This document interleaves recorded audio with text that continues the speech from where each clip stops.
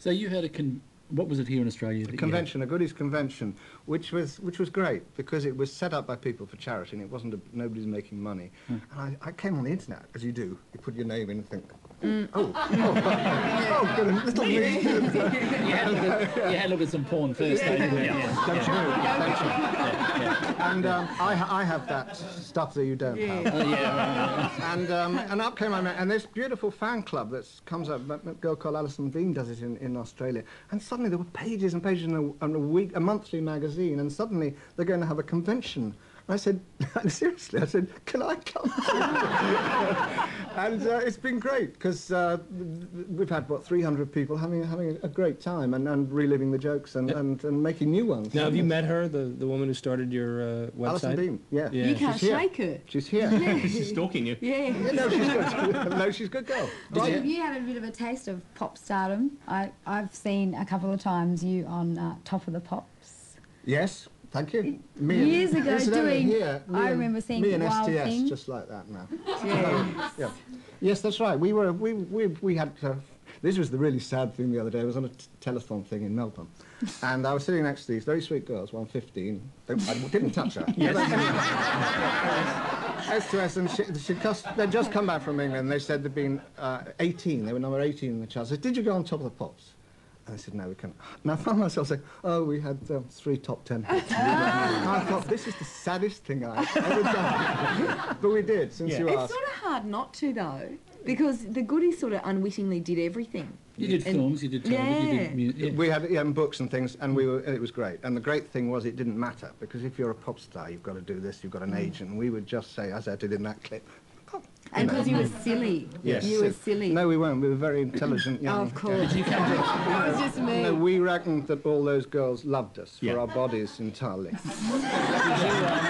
I like the way you look at me like that. You see, it's all come... Suddenly it's reminded you of how sexy I am. Isn't it? It is. I was desperately trying to forget. No, don't. Was it hard to end the series when you eventually did? We were given the elbow. We would still be making them now. And what was great was that my son set up a live link with the other two on Sunday, and that was Saturday night, and that was really great. Suddenly there was Bill and Graham, and we were chatting again, and it was fantastic. Did you come together in university? Yeah, we were students together, and the review I was in, I mean, it was John Cleese and Graham Chapman, Eric Idle. We were students together. Tom came through a little undergraduate thing that with him and a couple of other kids. Was it as small as a very No, what he did was about American Woman's size. Exactly. Exactly. Only that was when they're lying on their backs. Working blue. No. Only in your mind. Goody. Let's not spoil the memory. Where to from now? I'm going home now. I don't want to. I don't mean like now, but I mean...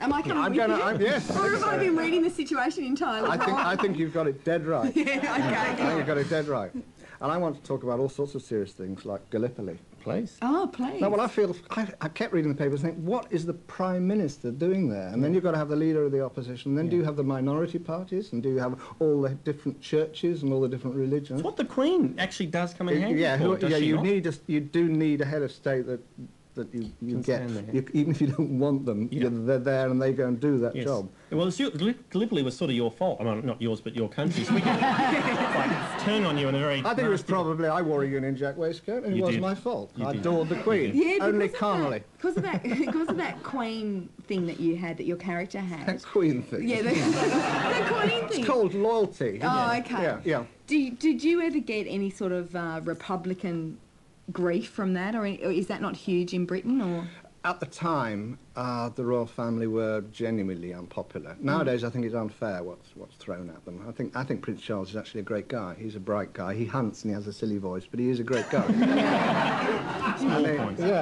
And also, he was a great fan of the goodies. Well, that might have something to do with it. That And he was going to do one of the shows, and he had some idea actually, because I met him. He had some ideas, and he said, "What if you got the Queen and she did a night, you know, when you unite somebody, and she cut you to pieces. Right. I think that's a great Thank you, idea. Prince Charles. We'll leave That it must there. be embarrassing when Prince Charles comes up and starts quoting bits and you go, oh, yes. Oh, exactly right. Thank you for joining us this evening. Oh, I'm off and, now, I'm well. That's dropped. your lot. We're going to talk sport next. That's a I'm very a- serious very part of the show. sport. But we'll see you out in the green room, and Okay. Kate can I'm take talking it British a soccer. little bit further. Please thank Tim Brooke-Taylor for joining us.